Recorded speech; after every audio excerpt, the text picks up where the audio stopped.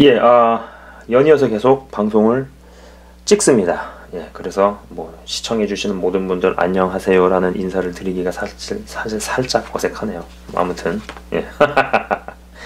자, 오늘은요 마술사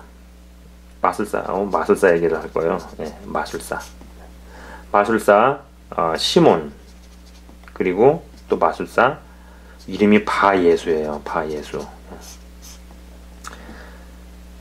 얘는 마술사고 얘는 마술사이면서도 동시에 거짓 선지자였다. 뭐 false prophet, 거짓 선지자였다. 이렇게 보시면 되죠. 다른 이름으로는 엘리마스라고 불렸던 인물에 대한 이야기를 해보고자 합니다. 우선 사도행전 8장 9절에서 24절, 예, 이거는 마술사 시몬에 대한 대목이 나오고요. 그 다음에 또 사도행전 13장 6절에서 12절까지, 이거는 그 바지저스, 이런 인물에 대한 기록입니다. 한번 스스로 읽어보셨으면 좋겠어요. 잠깐 이거를 방송을 포즈를 눌러 놓으시고 이 대목을 한번 스스로 읽어보신 뒤에 지금부터 제가 하는 이야기들을 들어보시면은 더 도움이 될 거라고 저는 생각을 해봅니다. 네, 우선 마법사 시몬, 이 마법사 시몬이라는 사람을 한번 보도록 할게요. 우선요, 이 마법사는, 이 시몬이라는 애는 어떤 귀신에게 뭔가 능력을 받았어요. 예, 그게 어떤 능력인지는 모르죠. 정확히 모르고, 뭐 중요한 거 알 것도 없어요. 뭐 능력 받았나 보다, 그런 거죠. 뭐 능력을 받았는데 이 능력을 받아서 사람들한테 뭐 보여주고 해가지고 그걸를 가지고 돈벌이를 했죠. 상당한 돈을 모았을 거라고 봅니다. 상당한 돈을 모았을 가능성이 제법 있어요. 헌데 웃긴 것은 이 10절을 가지고 짐작해 볼 때 하나님의 존재 또한 알았을 것이라는 것이죠. 그리고 사도들을 통해서 시몬이 믿는 자가 됩니다. 그죠? 믿는 자가 되었고, 예? 그 다음에 세례도 받았습니다. 참 웃기지 않나요? 하나님을 믿고 세례도 받았는데 정작 능력은 귀신한테 받아서 마술도 행하고 돈도 벌고. 그죠? 자, 하나님을 알고 하나님의 존재 또한 알았고 하나님을 믿고 믿는 자가 되었고 세례까지 받았음에도 불구하고 정작 귀신에게 능력을 받아서 마술도 행하고 또 돈도 벌고. 이거 웃기죠? 그죠? 자, 여러분, 이 무당들이나 아니면은 그 명상가들, 뭐 전 세계적으로 굉장히 유명한 명상가들이 있어요. 이 무당들이나 명상가들이 하나님의 존재를 모른다고 생각하시면 안 돼요. 제가 오래전에 받은 메일이 기억이 납니다. 잠깐 그 얘기를 조금 해볼게요. 그 메일을 보내신 분을 이제 제가 편의상 A라고 그냥 이야기를 할게요. 근데 이 A의 어머니가 대한민국에서 정말 유명한 무당이시라는 거죠. 예. 이 A 분이 근데 어느 날 그 A가 이제 뭐 기독교 집안에 시집을 갔어요. 예. 시집을 가서 예수님을 알고 믿게 되니까 자기 엄마가 무다잖아요. 자기 어머니가 무당이잖아요. 그러니까 자신의 어머니가 얼마나 불쌍하겠어요. 이분의 어머니는 복채를 세게 받았다고 합니다. 뭐 그것으로 이제 자녀들 뭐 공부시키고 뭐 유학도 보내고 또 어려운 사람들도 아주 많이 도왔다고 하네요. 예. 그러니까 이 세계에서도 정말 유명해지면은요, 무당, 그러니까 쉽게 해가지고 뭐 영빨 좋고 뭐 능력 있고 그래서 굉장히 유명한 어떤 무속인이나 무당이 되면은 복채가 장난이 아니죠. 예, 테헤란로에 건물을 사고 빌딩 세웁니다. 예. 이분이 자신의 어머니를 어쨌든지 간에 전도하고 싶어서 교회를 데리고 가면 멀쩡히 예배를 잘 드리다가 야야야야야, 지금 내가 모시는 신이 화낼라 그래, 나 빨리 가봐야겠어 라고 얘기하면서 자신의 신당으로 간다고 하더라고요. 예. 그러다가 가끔 자신의 또 자녀를 보려고, 뭐 엄마니까 딸 보러 갈 수 있잖아요. 자신의 이제 자녀를 보러 교회에 놀러도 오고 목사님도 만나러 온다. 뭐 이런 이야기를 하셨던 게 기억이 납니다. 그래서 제가 그분께 드렸던 이야기가 일반적인 교회가 아닌 좀 특수한 곳을 찾으라고. 특수한 곳. 예. 일반적인 교회가 아닌 좀 특수한 곳을 찾으시고 숨어있는 영적 은둔 고수를 찾아보시라. 이렇게 말씀을 드렸어요. 물론 이런지 하나님께 기도하면서, 하나님께 기도를 하시면 하나님께서 뭐 이런 장소를 어떻게 우연한 기회에 가게 하신다든지, 아니면 이런 사람을 우연하게 말도 안 되는 경로를 통해서 뭐 만나게 하신다든지 뭐 이렇게 일을 하실 거 아니에요. 그죠? 그러니까 기도가 가장 중요하죠. 기도를 쌓아야죠. 기도를 해야죠. 기도하시면 하나님이 일을 하시니까. 그래서 좀 특수한 곳을 좀 찾아보시고 영적인 은둔 고수를 만나야 된다. 찾아야 된다. 안 그러면은 당신은 어머니 구원 못 시킨다고 했었습니다. 그리고 몸담고 있는 그 교회가 정말 영적으로 강한 곳이면은 그 어머니가 따라가라고 하지 않는다. 따라가려고 하지 않고 만약에 발들여 놨다가 발들여 놓는 순간 어머니 기절한다고 제가 그렇게 말씀을 드렸어요. 마지막으로 이런 이야기도 했었죠. 님께서 다니시는 교회 목사님보다 하나님이 어떤 분인지는 어쩌면은 님의 어머니, A의 어머니가 더 잘 알고 계시다라는 얘기도 했었습니다. 이 말은 다시 말해서 그분의 어머니 안에 있는 귀신은 교회도 목사님도 우습게 보고 능욕을 하고 있는 것으로 생각해봐도 무방하죠.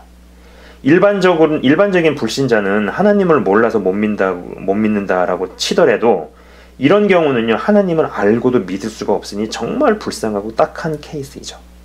신병을 심하게 앓는 사람들이 내림구슬을 받아서 무당이 되기 전에 마지막으로 들르는 장소가 교회라는 것을 감안해 볼 때도 정말 여러 가지들을 생각해 보게 됩니다. 자, 이 마법사 시몬이 그렇게 살아가던 중에 정말 막강한 상대들을 만나게 되죠. 그죠? 바로 사도들이었습니다. 특히 하나님께서 빌립을 통해서 여러 능력과 기적을 행하실 때 시몬은 그를 따르게 되었다고 13절에 나옵니다.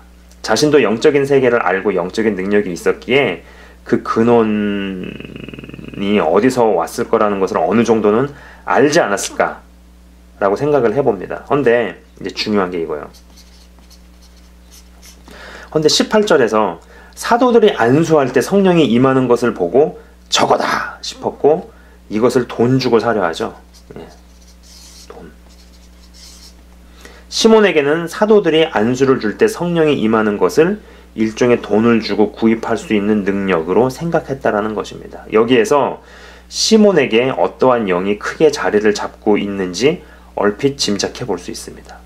사도들이 사마리아에 나타나기 전에는 시몬이 나름 대단한 마술사로서 귀신이 준 능력을 행하며 큰 돈을 벌고 있었으리라 생각해 봅니다. 그러던 중에 사도들이 나타났죠.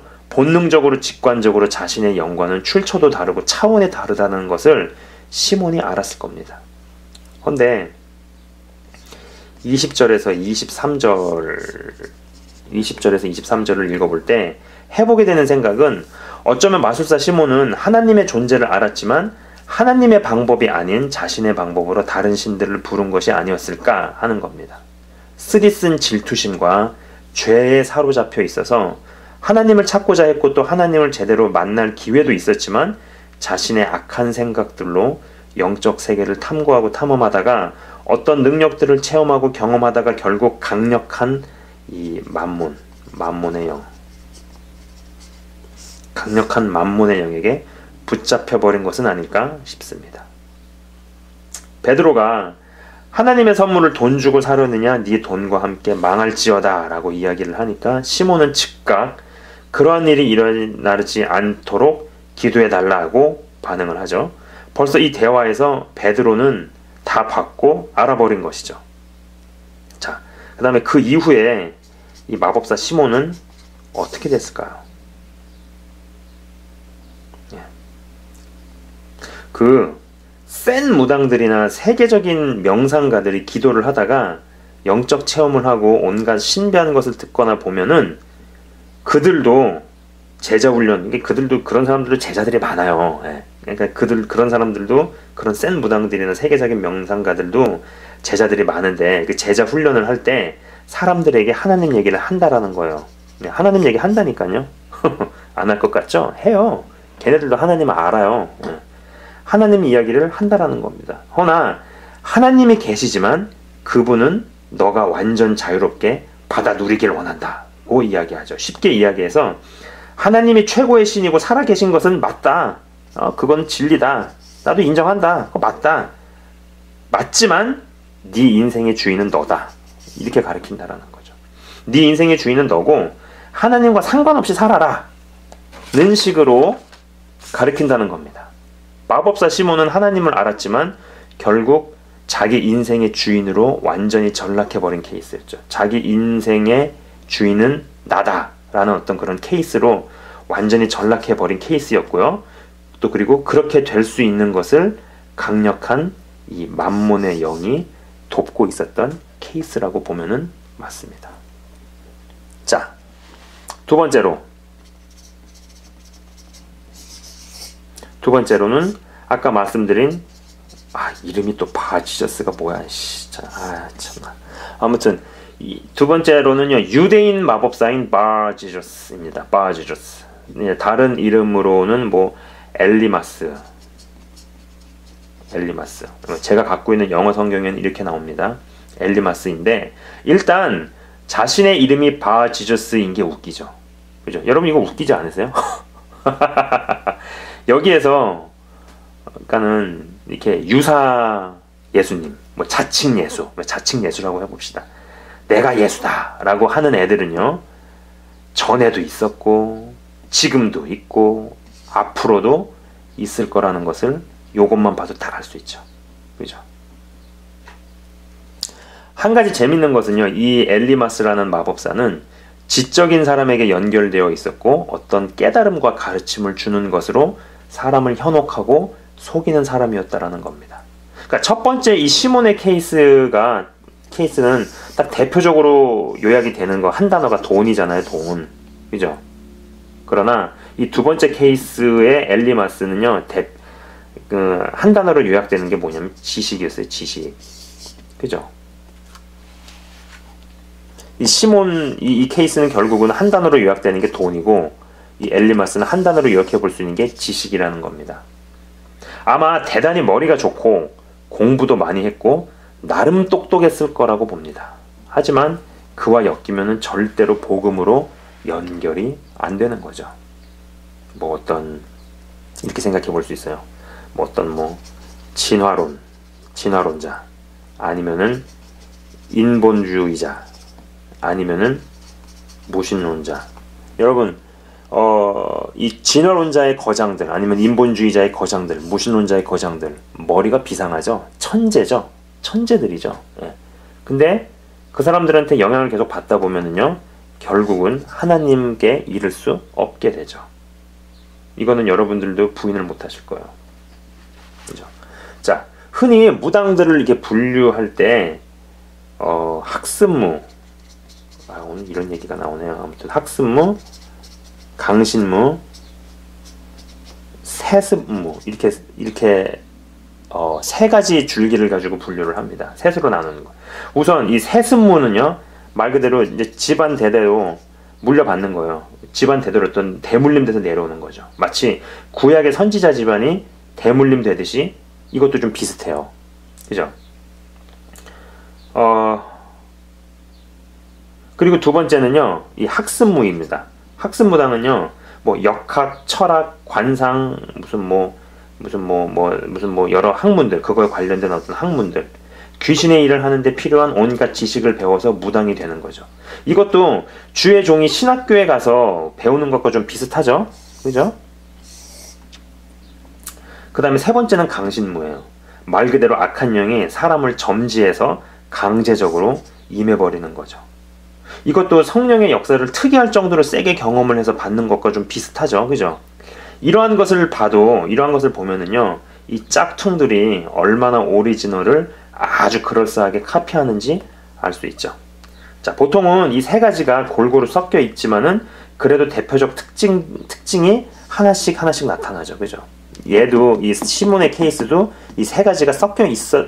아니 셋은 이거 모르겠다.